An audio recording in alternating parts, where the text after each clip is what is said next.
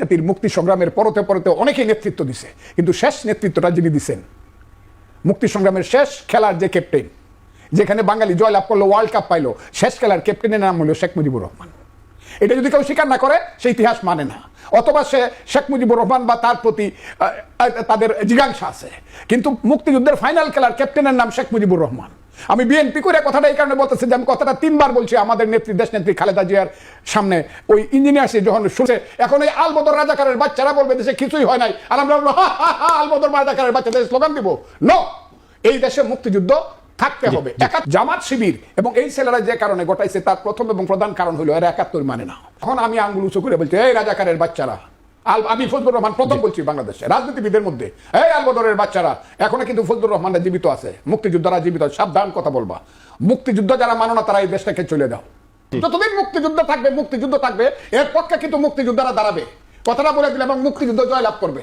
আমি 1773 সনে দুর্ভিক্ষ হইল, মহা দুর্ভিক্ষ, 1/3 লোক মারা গেল। অনেকে বলে 74-এ অনেক দুর্ভিক্ষ হয়েছে, কিন্তু 1/3 লোক মারা গেল 1773 সনে। 57 সনে ব্রিটিশরা দেশ নিল, আর 73 সনে 1/3 লোক বাংলায় মারা গেল, মহামন্বন্তর। এই কথাটা আমি 8 মাস আগে বলছি, যে কথাটা জনাব ফখরুল সাহেব আজকে বললেন। ফজলুর রহমান, আপনার কাছে আমার শুরুতে একটু আসার ইচ্ছে হলো, সেটি হচ্ছে যে ভোট এবং 71 এই বিষয়ে নিয়ে আমরা কথা বলবো। আজকে তারেক রহমান এবং মির্জা ফখরুল দুজনেই কথা বলেছেন শ্রীকৃষ্ণের সম্ভবত জন্মদিনের কোনো একটি অনুষ্ঠানে, সেই উপলক্ষে অনুষ্ঠান হয়েছে। সেখানে মির্জা ফখরুল একটা কথা বলেছেন যে 71কে ভুলিয়ে দেওয়ার অপচেষ্টা হচ্ছে, এ বিষয়ে সবাইকে ঐক্যবদ্ধ হবে। প্রশ্ন হচ্ছে যে মানে কেউ চাইলে কি 71কে ভুলিয়ে দেওয়া সম্ভব? আপনাকে অসংখ্য ধন্যবাদ। এবং এই প্রতিষ্ঠানে আপনি আমাকে বারবার দাওয়াত করা সত্ত্বেও আমি আসতে পারি নাই, ব্যস্ততার জন্য হোক, যে কোনো কারণে হোক। আজকে প্রথম এসেছি, কাজে আমি খুব আনন্দিত এবং আপনাদের প্রতিষ্ঠানকে আমি ধন্যবাদ জানাচ্ছি। আমার সাথে যিনি আছেন আমার ভাই জনাব মাসুদ কামাল, বয়সে যদিও আমার ছোট, কিন্তু জ্ঞানে গুণে তার কর্মকাণ্ডে আমি তার প্রতি অনেক বেশি শ্রদ্ধাশীল, কাজে তার কথা আমি শুনবো। আপনি যে কথাটা আমাকে জিজ্ঞেস করলেন, আসলে ওই যে what Bengal things today, Gokhale একটা কথা বলছিল, rest of India things tomorrow. আচ্ছা, এই কথাটা আমি 8 মাস আগে বলছি, যে কথাটা জনাব ফখরুল সাহেব আজকে বললেন, ওনার প্রতি শ্রদ্ধা রেখেই বলছি। এত দেরিতে কেন? আচ্ছা, what is the principal contradiction of this day in Bangladesh? বাংলাদেশের আজকের দিনে প্রিন্সিপাল কন্ট্রাডিকশন কি? 47 সনের প্রিন্সিপাল কন্ট্রাডিকশন ছিল মুসলমানদের একটা দেশ পাকিস্তান হবে কি হবে না, যদি আমরা জয়লাভ করবো না এটা ইউনাইটেড ইন্ডিয়া থেকে যাবে। আমাদের পূর্বপুরুষরা, এটা ছিল প্রিন্সিপাল কন্ট্রাডিকশন। হাত মে বিড়ি মুখ মে পান, লড়কে লেঙ্গে পাকিস্তান। 71 সনে আমাদের প্রধান কন্ট্রাডিকশন ছিল যে মুক্তিযুদ্ধ জয়লাভ করবে, বাঙালির একটা জাতিরাষ্ট্র হবে, 1000 বছর পরে স্বাধীন রাষ্ট্র হবে, নাকি এটা আবার পূর্ব পাকিস্তানি থেকে যাবে। This was the principal contradiction of a nation, এবং যে কারণে যুদ্ধ হয়েছিল। আজকের যারা মনে করতেছে যে নির্বাচন হওয়া না হওয়াটা আসল কন্ট্রাডিকশন, এটা আসলে না। আসল কন্ট্রাডিকশন হলো যারা 5ই আগস্ট ঘটাইছে এরা বহুরূপী। আমি আবারও বলছি, এরা বহুরূপী। এদের ভিতরে এক কথা ছিল, বাহিরে এক কথা। এক সময় প্রমাণিত হবে যে এদের মধ্যে অনেকেই ছিল যাদেরকে মুনাফেক বললেও কম বলা হবে। তারা কিন্তু মুক্তিযুদ্ধের গান বাজাইছে পিছন দিকে, পূর্ব দিগন্তে সূর্য উঠেছে রক্তলাল, অথবা তীরহারাই দেওয়ের সাগর পাড়ি দেবরে একটি ফুলকে বাঁচাবো বলে যুদ্ধ করি। এবং এই যে বাংলাদেশে সবচেয়ে খারাপ মানুষটা খারাপ কাজ করে গেছে, তার কথাও বাজাইছে, এবারের সংগ্রাম আমাদের মুক্তির সংগ্রাম, এগুলো বাজাইছে। মানুষ এইটা নিয়ে কোনো, যে এই দেশ পাকিস্তান হবো না ইন্ডিয়া হবে না বাংলাদেশ থাকবে, এইটা নিয়ে কোনো চিন্তাই করে না। চিন্তা ছিল তো মানুষের একটা, এই যে এরা বাটপাররা স্লোগান দিছিল, আমি আজকে বললাম কথাটা, স্লোগান দিছিল 1 দফা 1 দাবি, শেখ হাসিনা কবে যাবি, এইটাই একমাত্র স্লোগান। আমি যে কারণে কথা বলছি, আমি আজকেও চ্যালেঞ্জ করছি, ওরা 5000, আমি আগে 500 বলছিলাম, এখন বলি 5000-এ মিছিল করে যে কাজ করছে। আমি 1 বছর টকশো করিয়া, বিশেষ করে টোটাল জুলাই এবং 5ই আগস্ট পর্যন্ত যে টকশো আমি করছি, এই টকশোগুলো ওরা 5000 লোকে মিছিল করে ওই কাজটা করতে পারে না, কিন্তু আমি করছি জীবনের রিস্ক নিয়ে। আমি আমার স্ত্রীকে বলছি তুমি বিধবা হবা, আমার সন্তানদেরকে ডাইকে বলছি তোমরা একজন ব্যারিস্টার হইছো, আরেকজন এমএতে পাস করছো, তোমরা কিন্তু এতিম হইবা, মাকে নিয়ে থাকবা, আমি কিন্তু মারা যাবো, কিন্তু আমি শেখ হাসিনা সরকারের উৎখাত চাই। কিন্তু আজকে কিন্তু সবসময় মনে হয় এইভাবে কেউ আমাকে হাসিনার সময়ে এইভাবে হুমকি দেয় না, যে হুমকিটা আজকে এই ছেলেরা দিচ্ছে এনসিপি থেকে, যে ফজলুর রহমানকে আমরা মব জাস্টিসের মাধ্যমে শিক্ষা দিব, এবং ফ্রান্স থেকে 2-3 জন বিদেশি থেকে সাংবাদিককে বলতেছে ফজলুর রহমানকে খুন করে ফেলো। এই হুমকিটা কিন্তু শেখ হাসিনার আমলে আমার উপরে ছিল না। আমি যে কারণে বলতেছি, কাজে আমি বলছি এইখানে ওই যে ঘটনা ঘটার পরেই শিবিরের মিটিংয়ে গিয়া সার্জিস আলম বলল যে শিবির ছিল আমাদের আন্দোলনের ব্যানগার্ড। আমার তো মাথাটা ওই দিনই গরম হয়ে থাকে, কয় কি জামাত ইসলামরা বললো আমরা এই আন্দোলন পরিকল্পনা করে করছি, এবং আমেরিকাতে গিয়া আমাদের যিনি আজকে প্রধান উপদেষ্টা জনাব ইউনূস সাহেব, আমি যাকে বলেছি তৃতীয় বিশ্বের 10টা রাষ্ট্রের প্রধানমন্ত্রীর চেয়ে উনি লম্বা উঁচু, সেই লোকটি গিয়া বলে মিটিকুলাস কি ডিজাইন, এবং এইটা এখন প্রমাণিত হচ্ছে। এখন এটা বোঝা যাচ্ছে যে 5ই আগস্টের ঘটনাটা একদল জামাত যারা ঘটাইছে, জামাত শিবির এবং এই ছেলেরা যে কারণে ঘটাইছে তার প্রথম এবং প্রধান কারণ হলো এরা 71 মানে না। প্রথম তো একদম নিগেট করে গেছে 47-24, 71 হলো ভাইয়ে ভাইয়ে ঝগড়া, আমি খুব ক্লিয়ারলি বলছি, এবং 71 হলো পাশের দেশ আমার ষড়যন্ত্র করে ভাইয়ে ভাইয়ে গুলমাল লাগাইছে, কাজে 71 ঠিক না।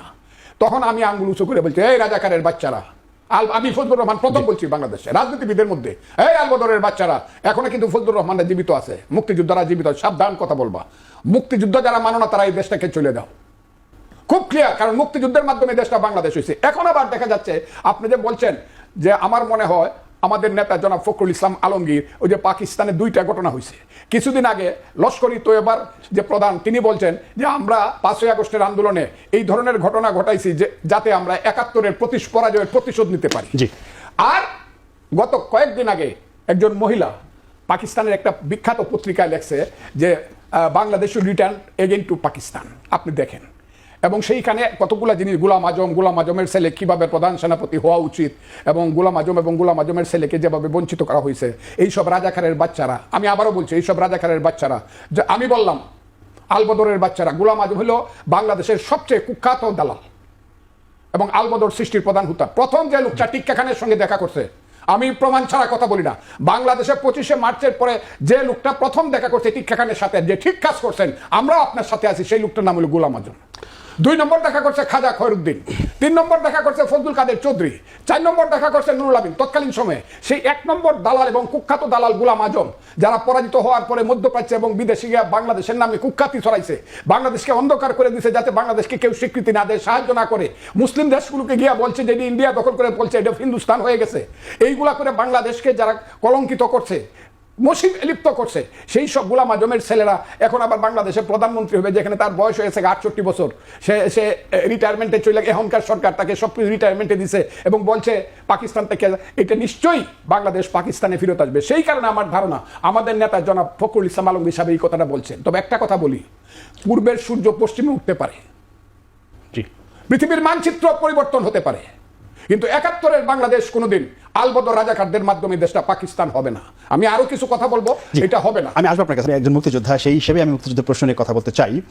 মুক্তিযুদ্ধ, আওয়ামী লীগ এবং বঙ্গবন্ধু শেখ মুজিবুর রহমান, এই 3টি বিষয় কি এক সূত্রে গাঁথা, নাকি এই 3টি বিষয়কে আলাদা রাখার দরকার ছিল? প্রশ্নটা এজন্যই করছি যে স্বাধীনতা পূর্ববর্তী এবং স্বাধীনতা পরবর্তী বঙ্গবন্ধুর যে ভূমিকা, সেই ভূমিকাকে এই 24-এ এসে নতুন করে বয়ান দেওয়া হচ্ছে, নতুন ন্যারেটিভ তুলে ধরা হচ্ছে। এইটার জন্য কি শেখ হাসিনা একাই দায়ী, না আওয়ামী লীগ পুরো দায়ী? আপনি খুব একটা কঠিন প্রশ্ন করেছেন। 1 হলো মুক্তিযুদ্ধ, 2 বঙ্গবন্ধু, 3 আওয়ামী লীগ, এই 3টা কথা আপনি জিজ্ঞাসা করছেন। এর আগে আরেকটা কথা আছে, সেটা হলো স্বাধীনতা সংগ্রাম। স্বাধীনতা সংগ্রামের নির্যাস হলো মুক্তিযুদ্ধ, 9 মাস। কেন আমরা 9 মাসকে মুক্তিযুদ্ধ বলি? এর আগে থেকে কিন্তু মুক্তিযুদ্ধ বলি না, কারণ জমিটা আমারই ছিল 9 মাসে, এই জমিটা সিএসআরএস আমার ছিল, আমরা এটা মুক্ত করছি 9 মাসে। আমরা করেছি নতুন যে মুক্তিযুদ্ধ, আর হলো স্বাধীনতা সংগ্রাম। স্বাধীনতা সংগ্রামের কিন্তু বাঙালির 1000 বছরের স্বাধীনতার সংগ্রাম। এই বাংলায় ছিল পৃথিবীর শ্রেষ্ঠ দেশের একটা, এগুলো আমি বলবো না, আপনি সময় হবে না, কেউ শুনতেও চায় না। পৃথিবীর একটা শ্রেষ্ঠ দেশ, যে কারণে বলা হতো সোনার বাংলা। এখানের কাপড়, এখানের ফল, এখানের ধান, এখানের পাট, এগুলো সারা পৃথিবীর জন্য। দক্ষিণ পূর্ব এশিয়া একটা মাত্র টাকার কারখানা ছিল, টাকা ছাপানো, দিল মহাতব চাঁদ জগৎ শেঠ। এ হলো বাংলা। সেই বাংলাকে লুণ্ঠন করার জন্য ব্রিটিশরা, আমি সব মুঘল পাঠান বাদ দিলাম, ব্রিটিশরা আসলো। ব্রিটিশরা এসে মির্জাফরের কে কনভিন্স করলো, মির্জাফরের বিশ্বাসঘাতকতায় এবং রবার্ট ক্লাইভের চক্রান্তে এবং ব্রিটিশদের চক্রান্তে, ইস্ট ইন্ডিয়া কোম্পানির চক্রান্তে বাংলা পরাধীন হয়ে গেল তখনকার মতো করে, 1757 সনের। সেই যে বাংলা পরাধীন হয়ে গেল, পরাধীন হওয়ার পরে একে একে দেখা গেল 1773 সনে দুর্ভিক্ষ হইল, মহা দুর্ভিক্ষ, 1/3 লোক মারা গেল। অনেকে বলে 74-এ অনেক দুর্ভিক্ষ হয়েছে, কিন্তু 1/3 লোক মারা গেল 1773 সনে। 57 সনে ব্রিটিশরা দেশ নিল, আর 73 সনে 1/3 লোক বাংলায় মারা গেল, মহামন্বন্তর। ঠিক আছে, সেই ব্রিটিশরা যে শোষণ করতে করতে তারা টাকা নিয়ে গেল, গোল্ড নিয়ে গেল স্টিমারে, এবং লন্ডন শহর করলো। তারাই এত বড় পৃথিবীর শ্রেষ্ঠ দেশ হলো, এটা কিন্তু বাংলার সম্পদের একটা বিরাট অংশ আছে। সেই বাংলা যে দরিদ্র হলো, দরিদ্র হওয়ার পরে কি হলো, নীল সাহেবরা আসলো, নীল চাষ করাইলো, অত্যাচার করলো, খাজনা দেও, টাকা দেও, পয়সা দেও। এই অত্যাচারে জর্জরিত হয়ে বাংলার মুসলমান মায়েরা নামাজ পড়ে খুদার কাছে বলেছে, হে খুদা, আমাদের কেমন সন্তান দাও যে সন্তান বিদেশিদের হাত থেকে আমাদেরকে স্বাধীনতা দিবে। বাংলার হিন্দু মায়েরা সন্ধ্যাবেলায় তুলসী তলায় গিয়ে ভগবানের কাছে প্রদীপ জ্বালিয়ে বলেছে, হে ভগবান, আমাদের কেমন অমৃতের সন্তান দাও যে সন্তান আমাদেরকে স্বাধীনতা দিব। বিদেশির অত্যাচারে আমাদের মায়েরা বোনেরা সারা জীবন বলেছে, ছেলে ঘুমালো, পাড়া জোড়ালো, বর্গি এলো দেশে, বুলবুলিতে ধান খেয়েছে, খাজনা দেব কিসে। এই নারায়ণগঞ্জ পর্যন্ত আসতো বর্গিরা, ওই বার্মিজ যারা, যাদেরকে এখন কি আমরা কি বলি বার্মা, এদেরকে তারা নারায়ণগঞ্জ পর্যন্ত নৌকা নিয়ে আসে, ধান কাটতে নিয়ে যেত, মেয়েদেরকে ধরে নেয়। এগুলো পড়েন, সোনারগাঁও যখন রাজধানী ছিল। সেই যে বাঙালি জাতি, সেই বাঙালি জাতির মুক্তি সংগ্রামের পরতে পরতে অনেকেই নেতৃত্ব দিছে, কিন্তু শেষ নেতৃত্বটা যিনি দিচ্ছেন, মুক্তি সংগ্রামের শেষ খেলার যে ক্যাপ্টেন, যেখানে বাঙালি জয়লাভ করলো, ওয়ার্ল্ড কাপ পাইলো, শেষ খেলার ক্যাপ্টেনের নাম হলো শেখ মুজিবুর রহমান। এটা যদি কেউ স্বীকার না করে, সে ইতিহাস মানে না, অথবা সে শেখ মুজিবুর রহমান বা তার প্রতি তাদের জিজ্ঞাসা আছে। কিন্তু মুক্তিযুদ্ধের ফাইনাল খেলার ক্যাপ্টেনের নাম শেখ মুজিবুর রহমান। আমি বিএনপি করে কথাটা এই কারণে বলতেছি যে আমি কথাটা 3 বার বলছি আমাদের নেত্রী, দেশ নেত্রী খালেদা জিয়ার সামনে। ওই ইঞ্জিনিয়ার্সে যখন 16ই ডিসেম্বরে বিজয় দিবস পালন করে, আমি প্রধান বক্তা, উনি প্রধান অতিথি, আমি বলছি, আমার কথাটা শোনেন আপনি। আর রাজনৈতিক নেতাদের মধ্যে মৌলানা ভাসানী, তারও আগে শেরে বাংলাকে ফজলুল হক হুসেন, কিন্তু মৌলানা ভাসানী ডাইরেক্ট মুক্তিযুদ্ধের নেতাদের একজন, এমনকি বঙ্গবন্ধুর মাথার উপরে থেকে 57 সন থেকে এই কথাটা বইলা, কিন্তু লিডার ছিল পরবর্তী বঙ্গবন্ধু। আর যখন মুক্তিযুদ্ধ শুরু হইলো, তখন সেনাবাহিনী প্রথম দিন বাংলার সেনাবাহিনী যুদ্ধ শুরু করলো। ওই পিলখানাতে বলেন, আর রাজারবাগে বলেন, আর জিয়াউর রহমানের সেই 27শে March, I major Zia do hereby declare the independence বলেন, on behalf of our great leader Bangabandhu Sheikh Mujibur Rahman, সেই খালেদ মুশারফের, মেজর হায়দারের ইতিহাস। আমি আজকে বাঙালি জাতিকে বলবো, হে বাঙালি জাতি, ঘুমায় থাকো কেন, পরাধীন হয়ে যাবা। আমি বলবো, হে বাঙালি জাতি, তোমাদেরকে আমি হাত জোর করে অনুরোধ করি, ঘুম থেকে উঠিয়া ফজরের যখন আসসালাতু খায়রুম মিনান নাওম আযান পড়বে, তখন তুমি নামাজে যাও, কোরআন শরীফ পড়ো, তারপরে ঘরের মধ্যে মুক্তিযুদ্ধের গানটা বাজাও। তীর হারাই ঢেউয়ের সাগর পাড়ি দিব রে, পথের ক্লান্তি ভুলে স্নেহ ভরা কোলে তবু মা গো, বলো কবে শীতল হব, কত দূর আর কত দূর বলো মা, বাংলার সন্তান চলো সমানে সমান। আমি কালকে মেজর হায়দার বীরুত্তম যে 35,000 মুক্তিযোদ্ধা তৈরি করেছিল ঢাকা সহ কুমিল্লা সহ সমস্ত এলাকাতে, যে সবচেয়ে বড় লিড করেছে খালেদ মুশারফের নেতৃত্বে, মেজর হায়দারের সেই দুর্ভাগ্যজনক ইতিহাস পড়ে আমার চোখের পানি আসতেছে। আমি সবাইকে বলবো, বাংলাদেশে যত মুক্তিযুদ্ধের বই যে এলাকাতে হয়েছে, আবার পড়েন আপনারা। আর আজকের প্রজন্মকে আমি, হে বাবারা, হে আমার ছেলেরা নাতিরা, তোমরা মুক্তিযুদ্ধের বই পড়ে দেখো। এত বড় ইতিহাস শুধু বাঙালি জাতি না, পৃথিবীর কোন জাতির ইতিহাসে 9 মাসে এত যুদ্ধ, এত রক্ত কোনোদিন হয় নাই যেটা মুক্তিযুদ্ধ হয়েছে। এখন এই আলবদর রাজাকারের বাচ্চারা বলবে দেশে কিছুই হয় নাই, আর আমরা হা হা হা আলবদর রাজাকারের বাচ্চাদের স্লোগান দিব। নো, এই দেশে মুক্তিযুদ্ধ থাকতে হবে, 71 থাকতে হবে এবং থাকবে ইনশাআল্লাহ। আমি কথাটা এটা বলছি। মুক্তিযুদ্ধের মহানায়ক হলো বঙ্গবন্ধু শেখ মুজিবুর রহমান, এখানে কোনো আলাপ নাই। এখন উনাকে কতভাবে খাটো করা যায়, এই প্রজেক্টে সবাই মাঠে নামছে। কেন যে উনাকে খাটো করতে পারলে তারপরে আস্তে আস্তে মুক্তিযুদ্ধটাকেও খাটো করা হবে। এখন মুক্তিযুদ্ধের শহীদের সংখ্যা নিয়ে আলোচনা হচ্ছে। একজন তো এক পাগল ছাগল বিকৃত মস্তিষ্ক ব্যক্তি, সে দাবি করে বলছে 2000 বলছে। তো এখন ও চাইছে যে সবাই আলোচনা করুক, ও কিন্তু এটাই চায়। অলক্ষ তার কিছু না, অলক্ষ শেখ মুজিবুর রহমান ওনার মুক্তিযুদ্ধের যে অবস্থান, আচ্ছা উনি যখন মুক্তিযুদ্ধ শুরু করছেন, যার যার অবস্থান তার কাছে। এই মুক্তিযুদ্ধ কি ভাষা নিয়ে সাপোর্ট ছিল? ভাষা নিয়ে মুক্তিযুদ্ধ অংশ নিয়েছিল? ভাই এগুলি এখন পা মানে কি, ভাষা নিয়ে আলাদা একটা স্ট্র্যাটেজি ছিল। কারণ এটা কিন্তু কম্পেয়ার করার কোনো জায়গা না। কম্পেয়ার করবেন কেন? যার যার অবস্থান তারটা। সৌরভ যখন মারা গেছেন, ওটাও এর মধ্যে আনতে হবে কেন? শেরে বাংলা যখন মারা গেছেন, এর মধ্যে আনতে হবে কেন? এই যে আনার যে প্রবণতাটা, এইটা হলো মতলব। এই মতলবের মূল লক্ষ্যটা হলো যে মুক্তিযুদ্ধটাকে কিভাবে ডিফেন্ড করা যায়, মুক্তিযুদ্ধটা কিভাবে মানে কম করা যায়, মূল্যায়ন মানে করা যায়, কিভাবে বলা যায় যে মুক্তিযুদ্ধ আসলে কেউ মানে আসলে মুক্তিযুদ্ধ হয়ই নাই। আমি একটা সিঙ্গেল একটা কথা বলি, ছোট একটা কথা বলি। ওই যে প্রথম যখন ওই উন্মাদ বললো না যে 2000 লোক মারা গেছে, এটা শোনার পর একজন আমাকে বলতেছে যে 90,000 পাকিস্তানি মিলা মাত্র 2000 বাঙালিকে মারলো। তো ওদের তো ওই সময় ওদের যে বিভিন্ন গাড়ি টাড়ি চলছে, ওদের পেট্রোলের খরচ তো উঠে নেই। কারণ উল্টা ওরা দাবি করতে পারে যে আমরা তো আসলে আমাদের তোমরা ক্ষতিপূরণ দাও, এত টাকা খরচ করে 9 মাস তোমাদের থাকলাম, মাত্র 2000 মারলাম। তো এগুলি হলো ফাইজলামি, বুঝলেন? আপনাকে বলি, আমি বলে গেছি যে 5ই আগস্টের ভিতরে একটা ঘটনা আছে। 5ই আগস্ট দূর থেকে যে লাখ লাখ মানুষ আসছে, তারা যে কারণে আসছে, যে চিন্তায়, আর 5ই আগস্টকে পুঁজি করে এখন যেদিকে নিয়ে যাওয়া হচ্ছে, এই দুটোর মধ্যে মারাত্মক ডিফারেন্স। এটার মধ্যে একটা মারাত্মক মুনাফিকি আছে, কথাটা তো আমি বলেই গেলাম। এই মুনাফিকির কারণে এই সেটেছে না, তা না হলে আমি অনেক দোয়া করছি ছেলেরা সফল হোক। কিন্তু এখন দেখা গেল যে না, they are not real Sirajuddaula ও real Fidel Castro Che Guevara. এরা হলো অভিনেতা। যেমন সিরাজউদ্দৌলা সিনেমার অভিনয়ে, সিরাজউদ্দৌলার অভিনয় করছে আনোয়ার হোসেন নামে জামালপুরের একজন বড় অভিনেতা।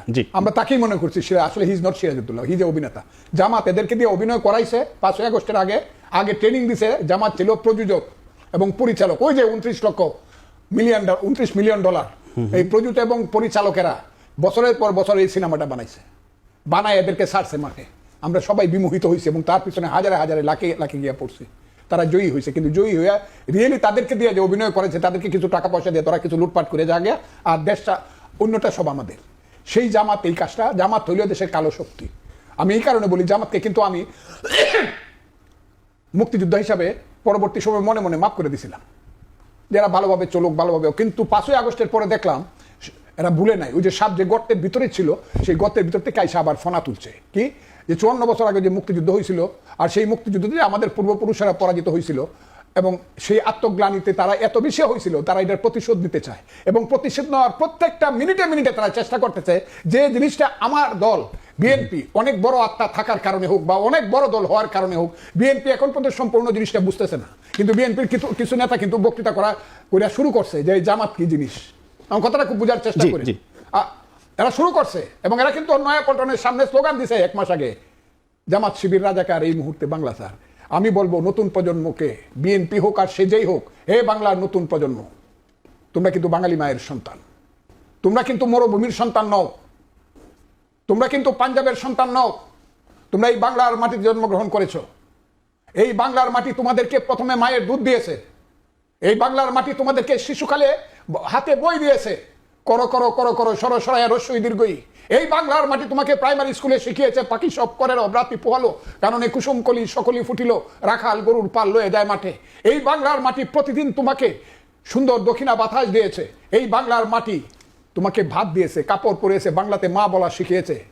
তুমি ছোটবেলা থেকে গান শুনে বড় হয়েছো, এত সুন্দর গান, আমার সোনার বাংলা আমি তোমায় ভালোবাসি, আমি তোমার পূর্বপুরুষ। হে বাংলার বর্তমান প্রজন্ম, আমাকে কিন্তু স্কুল জীবনে গাইতে হয়েছে পাকসার জমিন সাদবাদ, কিসুয়ারে হাসিন সাদবাদ, তো নিশানে আজ আলিশান আর দে পাকিস্তান। আমি এখন এটার কোনো অর্থ বুঝাই, কিন্তু আমার গাইতে হয়েছে। কাজে বাংলার বর্তমান প্রজন্মকে বলি, বাংলার বর্তমান প্রজন্ম আল্লাহর দোয়াই লাগে, তোমরা আমাদের সন্তান। তোমাদেরকে বলবো তোমরা আরবি ফার্সি সব পড়ো, তোমরা কোরআন শরীফ পড়ো, কোরআন হাদিস পড়ো, আমি তোমাদেরকে এই উপদেশ দিব সাজেশি। কিন্তু তোমাদেরকে আমি বলবো বাংলার মুক্তিযুদ্ধের ইতিহাসটা তোমরা জানো, অন্তত ওই গানগুলা তোমরা শুনো, অন্তত তোমরা এই যে চরমপত্র নামে যে একটা এমআর আক্তার মুকুলের চরমপত্র নামে যে একটা পড়া হইতো, মানে মুক্তিযুদ্ধে উৎসাহ দেওয়ার জন্য একটা কাগজ পড়া হইতো, এইটা শোনো তোমরা। ওই জল্লাদের দরবার যেখানে রাজুরা অভিনয় করতো, সেই জল্লাদের দরবারে সেই কথাগুলো শোনো। আমি তোমাদের আজকে বাংলার মানুষকে বলতে চাই, প্রতিটি ঘরে ঘরে মুক্তিযুদ্ধের যে রক্ত, প্রতিটি ঘরে মুক্তিযোদ্ধার যে ইতিহাস, প্রতিটি এলাকা এলাকায় এক একজন মুক্তিযোদ্ধা। আমার এলাকাতে বীরুত্তম, বীর বিক্রম, আমার কিশোরগঞ্জ, আমার ময়মনসিংহ, আমি আজকে বলতে পারি সেই কর্নেল থেকে ধরে সেই খালেদ মুশাররফ থেকে ধরে সেই হায়দার বীরুত্তম থেকে ধরে আরো অনেকে, আমি যত আছে, আমিরউদ্দিন থেকে ধরে সব যুদ্ধ করছি, আমি নিজে যুদ্ধ করছি, দিনের পর দিন, মাসের পর মাস, আষাঢ় শ্রাবণের বৃষ্টি বড়রাতে বাংকার থেকে ট্রিগার টিপছি। আর আজকে আমাকে শুনতে হবে যে দেশে কোনো যুদ্ধ হয় নাই। একদিনে আমার একটা গ্রামে 500 লোককে গুলি করে মারছে। গ্রামটার নাম 36, থানাটার নাম ইটনা, ইউনিয়নটার নাম খাটকাল। আর কোন রাজাকারের বাচ্চারা নাকি কি বলে কত মারা গেছে, 30 লক্ষই মারা গেছে। লেখক গবেষক বদরুদ্দিন ওমর তিনি একটা কথা বলেছেন যে স্বাধীনতার যে ইতিহাস, সেই ইতিহাসে যা লেখা হয়েছে সেটা 80 থেকে 90% মিথ্যা। ও রাজাকারের বাচ্চা, ও নিজে রাজাকার, ও রাজাকারের বাচ্চা, ওরা রাজাকারের বাচ্চা। বাংলাদেশ চায় নাই, পাকিস্তান চাইছে, আর পাকিস্তানের তারা হলো সবচেয়ে বড় সমর্থক। এরাই সব কথা বলে, এগুলোতে আমি কোনো কথা বলবো না। আমি মানি না, ওনারা তো মান্য কথা কয়। কিসের সংস্কার? একে আলিয়াসকে, এরা তো হইলো বাংলার সবচেয়ে বড় বিশ্বাসঘাতক। এরা হইলো বাঙালি জাতির নতুন রবার্ট ক্লাইভ। আচ্ছা, বিরোধী রবার্ট ক্লাইভ। জি, আজকে বিদেশি নাগরিকেরা আমাদের সংবিধান লিখবে। আমাদের 19 জন আছে, আমার কাছে রিপোর্ট আছে, অস্ট্রেলিয়া থেকে ধরে আমেরিকা পর্যন্ত, ইংল্যান্ড থেকে ধরে বাংলার নতুন লর্ড ক্লাইভ। এরা বিদেশি নাগরিক। আচ্ছা, এরা হলো রবার্ট ক্লাইভ ওয়াটসন। এরা আমেরিকার নাগরিক, আমেরিকার নির্দেশে আমার দেশের সংবিধান লিখে দিতে চায়। আমি তার সংবিধান আমি মানি না, এগুলা লিখে দেখে যাতে মুক্তিযুদ্ধের সংবিধানটা ফালাই দিয়ে দেখে যাতে বাপের বেটা হইলে দাঁড়াবো। কিন্তু কথাটা বলে দিল, যতদিন মুক্তিযুদ্ধ থাকবে এর পক্ষে কিন্তু মুক্তিযোদ্ধারা দাঁড়াবে। কথাটা বলে দিল এবং মুক্তিযুদ্ধ জয়লাভ করবে। আমি এই কথাটা আল্লাহর রহমত বললাম। মুক্তিযুদ্ধ সত্য, বাঙালি 30 লাখ বাঙালির রক্ত সত্য, 2 লাখ মা বোনের ইজ্জত সত্য। আমরা জিতবো, আল্লাহর রহমত, মুক্তিযুদ্ধ জিতবে, রাজাকাররা জিততে পারবে না দেশে। আমি কথাটা খুব ক্লিয়ারলি বললাম। বলবো ও রাজনীতি জানে না, বুঝে না, রাজনীতিবিদ চিনে না। জামাতে ইসলামের কাছ থেকে আমার শৃঙ্খলা শিখতে হবে। ডাকাইতের দলেরও অনেক শৃঙ্খলা আছে, মকিম গাজীর দলেরও অনেক শৃঙ্খলা ছিল। কাজেই এইটা বড় কথা না। শৃঙ্খলাটা হবে আদর্শিকভাবে একটা দল কি, ফিলোসফিক্যালি কি, সেই জামাতের কাছ থেকে কি শিখতে চায়? অ্যান্টি লিবারেশন ফোর্সেস সমস্ত আদর্শ শিখতে চায়। আমি তো এটা শিখবো না। সে যতই থাকুক, ডিসিপ্লিন থাকুক। ডিসিপ্লিন তো অনেক ডাকাত দল থাকে, এতে কিচ্ছু আসে যায় না। ওই যে আফগানিস্তানে ক্ষমতা দখল করছিল আমানুল্লাহ তারাইয়া দিয়ে, তার নাম হলো ডাকাত, মরু ডাকাত, বাচ্চা সাকাত, তারও টিম ছিল, সাংঘাতিক ডিসিপ্লিন। এই কারণে আমার বাচ্চা সাকাওয়ার শিষ্য হইতে হবে, আমার তার লাইন শিখতে হবে। আর ওই সব লোকের কথা, যাদের কথা ওই সব লোকে, এরা কোথায় যাবে এটা কোনো সে ইতিহাসে আমি এমনি বলতেছি না। শুধু আমার কথাটা হইতেছে, এখন শুনে রাখেন, আজকে মুক্তিযুদ্ধের কথা বললাম তো, মুক্তিযুদ্ধের কথা বলে যাই। আমি বলি আমার দল নিয়ে, আমার দল জাতীয়তাবাদী দল বিএনপি, আমার দল কথা বলা শুরু করছে। যেদিন বিএনপি একসাথে বলতে পারবে এই আমরা কিন্তু জিয়াউর রহমানের দল, জিয়াউর রহমান মেজর জিয়া কিন্তু আসল জিয়া, মেজর জিয়া কিন্তু বাংলাদেশের আসল জিয়া। মেজর জি বাংলাদেশের মুক্তিযুদ্ধ করছে, মুক্তিযুদ্ধের জিয়া, আমি বিএনপির মতো করেই বলছি, মুক্তিযুদ্ধের ঘোষণা করছে, নিজে সেক্টর কমান্ডার ছিল, ব্রিগেড কমান্ডার ছিল, সেই জিয়াউর রহমানের দল আমরা। এবং জিয়াউর রহমানের দল যেহেতু, আমরা মুক্তিযুদ্ধের বাইরে কোনো কথা বাংলাদেশে শুনতে চাই না। আচ্ছা, যেদিন বিএনপি বলতে পারবে এই কথাটা, এদিন এই সব ঝামেলা কইমা ইলেকশনে যাবে। কিন্তু যতক্ষণ পর্যন্ত বিএনপি মুক্তিযুদ্ধের পক্ষে সাংঘাতিকভাবে নীতিগত স্ট্যান্ড না নেবে, অতক্ষণ পর্যন্ত এই শয়তানগুলা এইসব কথা বলতেই থাকবে। কারণ তারা মনে করবে বিএনপি তো বলতে মুক্তিযুদ্ধ সম্পর্কে তাদের কোনো মায়া নাই, দয়া নাই, কিছু নাই, জাহান নামে দেখবো। কাজে আমরা আগে পাকিস্তান বানাইলো, আচ্ছা বিএনপির কিছুদিনের জন্য ইরানের বনি সদরের মতো 1-1.5 বছর লিবারেল পার্টি নেতৃত্ব করবো, লাত্তি দিয়ে তারা আয়াতুল্লাহ খুমেনির দল, আমরা ক্ষমতায় বসবো না 60 বছরের জন্য।